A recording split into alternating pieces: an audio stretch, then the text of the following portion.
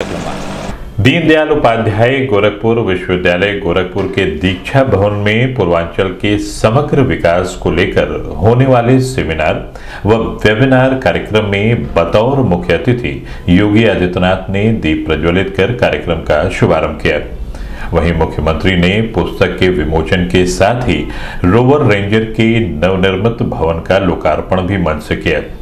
साथ ही विश्वविद्यालय के कुलपति प्रोफेसर राजेश सिंह ने सभी अतिथियों का अंग वस्त्र स्मृति चिन्ह देकर स्वागत किया।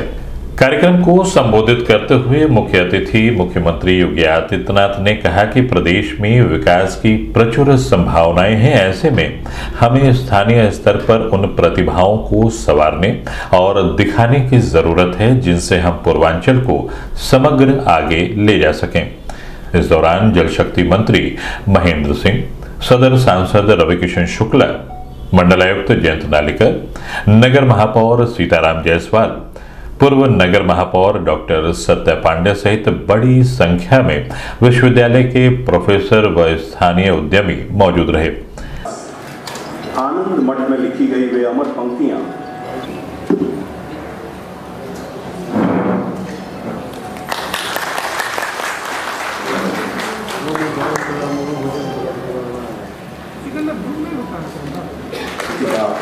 अभिभाज्य नोबेल विजेता गुरुदेव रविंद्रनाथ टैगोर ने आज से 96 वर्ष पूर्व 1924 में उच्च शिक्षा परिसरों के विषय में कुछ महत्वपूर्ण शब्द कहे थे।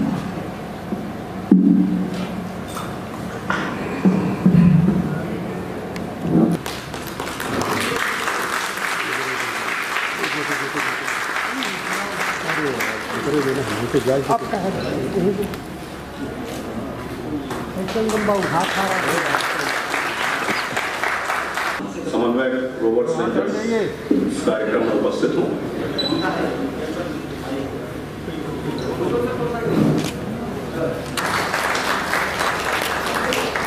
मार्गदर्शक दीनदयाल उपाध्याय गोरखपुर विश्वविद्यालय के कुलपति और उनकी पूरी टीम को पूर्वी उत्तर प्रदेश के सतत विकास से संबंधित इस संगोष्ठी को आयोजित करने के लिए हृदय से धन्यवाद देता हूं कि उन्होंने कोरोना कालखंड में भी यह साहस किया और आज इस संगोष्ठी का उद्घाटन हम बाबा गोरखनाथ की इस धरती पर कर रहे हैं। सचमुच विश्वविद्यालय परिवार इसके लिए साधुवाद का पात्र है। ये गोष्ठी हम लोगों ने जनवरी 2020 के लिए प्रस्तावित की थी, बाद में किन्हीं कारणों से स्थगित हुई और इस बार इस कोरोना कालखंड के दौरान ही इस संगोष्ठी को यहाँ पर आयोजित करने का अवसर हमें प्राप्त हो रहा है। लेकिन मैं जब पूर्वी उत्तर प्रदेश के बारे में और उत्तर प्रदेश के बारे में देखता हूँ, जानता हूँ और जो मैंने नजदीक से महसूस किया है,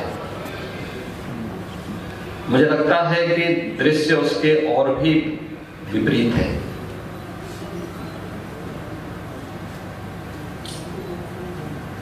हमारी जो धारणा बनती है जिसके बारे में हम परसेप्शन व्यक्ति के बारे में, समाज के बारे में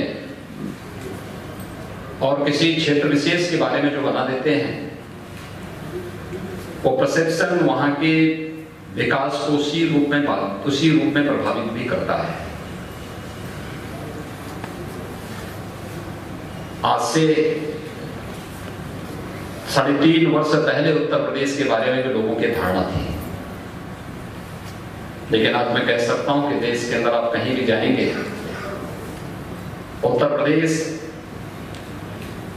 के कानून व्यवस्था के बारे में, उत्तर प्रदेश के विकास के बारे में, उत्तर प्रदेश की शासन प्रशासन की व्यवस्था के बारे में देश में भी दुनिया में भी कोई व्यक्ति प्रश्न नहीं खड़ा कर सकता।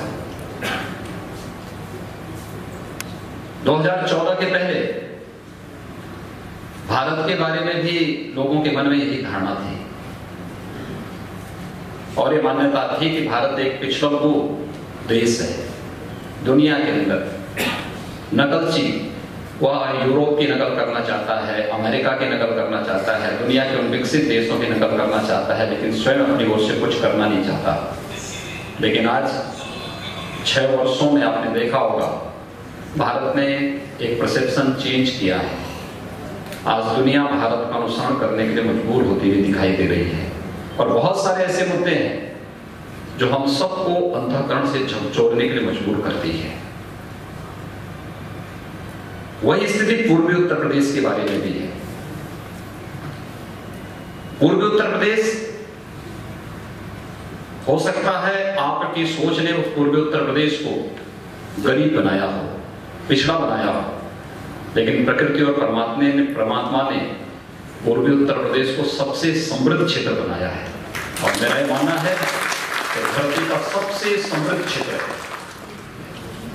हमारी सोच ने इसे पिछड़ा बनाया है, हमारी सोच ने इसे गरीब बनाया है। अन्यथा पूर्वी उत्तर प्रदेश कौन से ऐसा फील्ड है जिसमें पूर्वी उत्तर प्रदेश के अंदर वे संभावनाएं न हो, न रही हो, जो देश और दुनिया के अंदर एक नेतृत्व करने की क्षमता न रखता। क्या यहां पूर्वी उत्तर प्रदेश से गए हुए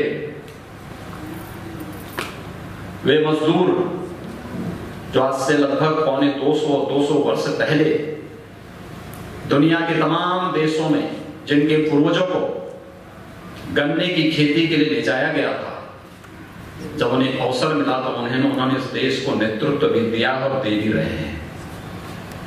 ये सामर्थ्य और ये क्षमता पूर्वी उत्तर प्रदेश में है, लेकिन हमने उस सामर्थ्य को, उस क्षमता को पहचानने का प्रयास अपने स्तर पर कभी नहीं किया। मुझे जगदीश चंद्र बसु की वह बात याद आती है। उन्होंने बहुत बड़े वैज्ञानिक थे। उन्होंने एक इस बात को कि वास्तव में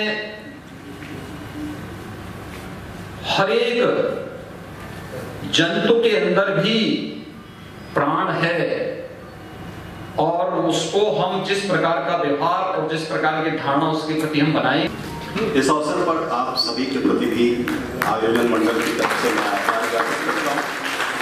आप सबकी उपस्थिति अत्यंत। उसके पश्चात कार्यक्रम की श्रृंखला की अंतिम कड़ी के रूप में राष्ट्रगान। इस संबंध में सिटी वन संवाददाता से बात करते हुए पूर्वांचल विकास बोर्ड के उपाध्यक्ष नरेंद्र सिंह ने बताया, पूर्वांचल विकास बोर्ड तथा नियोजन विभाग के द्वारा गोरखपुर विश्वविद्यालय में ये त्रिदिवसीय गोष्ठी आयोजित की गई है। इसमें 45 सत्र चलेंगे। समाज जीवन के विभिन्न आयामों में विकास की दिशा की ओर हो, कैसे इस क्षेत्र को विकसित किया जाए, उसको गति प्रदान करने के लिए त्रिदिवसीय वेबिनार सेमिनार गोष्ठी आयोजित की गई है। और जो इसके अंदर सुझाव आएंगे उसके अनुसार पूर्वांचल विकास बोर्ड और सरकार को अपने सुझाव देगा और सरकार उस पर आगे बढ़ेगी। कौन से लोग जुड़ेंगे सर, कहाँ से लोग जुड़ेंगे इसके बारे में? देश के मूर्धन्य वैज्ञानिक, अर्थशास्त्री और विद्वान उससे जुड़ेंगे। कुछ लोग ऑनलाइन जुड़ेंगे, कुछ लोग ऑफलाइन जुड़ेंगे।